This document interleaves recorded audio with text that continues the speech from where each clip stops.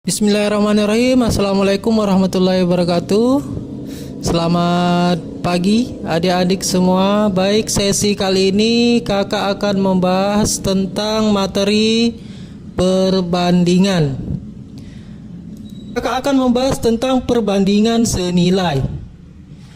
Untuk lebih jelasnya, kakak akan melampirkan sebuah tabel. Tabel berikut menunjukkan waktu tempuh dengan jarak sebuah kendaraan.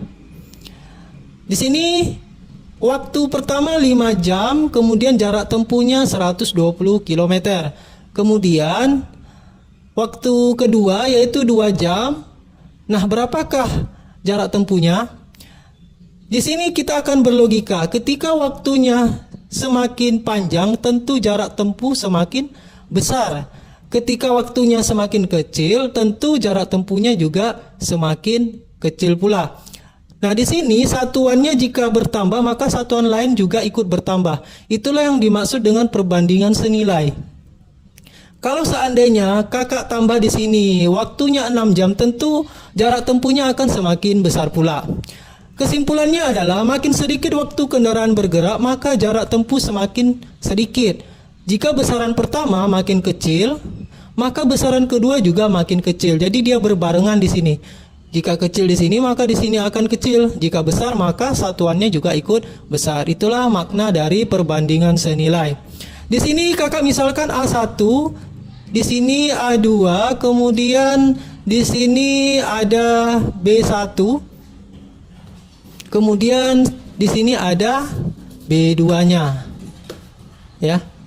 Nih, dapat kita notasikan sebagai berikut. A1 berbanding A2 sama dengan B1 berbanding B2. Yang ini ya. Kemudian kita kali silang A1 dikali B2, B1 dikali A2. Nih dikali silang ya. Sehingga dapat kita tuliskan A1 dikali B2. Kemudian B1 dikali A2 seperti ini.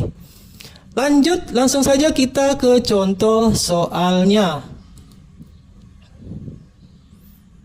Tony melakukan perjalanan 2 jam dapat menempuh jarak sejauh 60 km. Jika Tony melakukan perjalanan selama 6 jam dengan kecepatan rata-rata yang sama, maka jarak tempuh Tony adalah. Dapat kita lampirkan sebuah tabel sebagai berikut.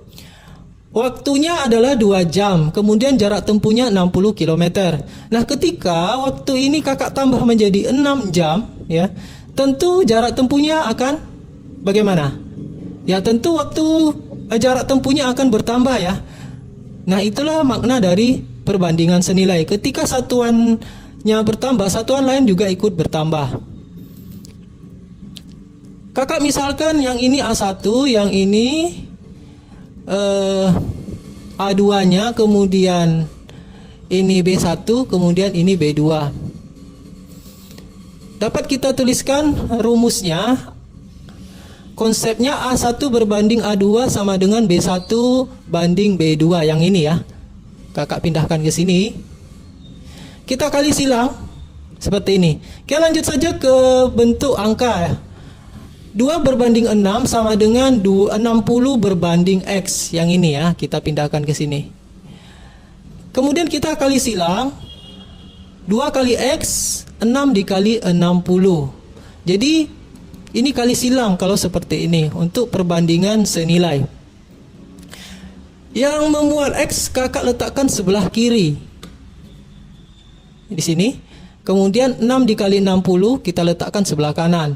2 dikali X, 2X ya. 6 dikali 60, 360. Kemudian 2 ini pindah ruas karena perkalian pindah ruas jadi pembagian. 360 dibagi 2, X sama dengan 180.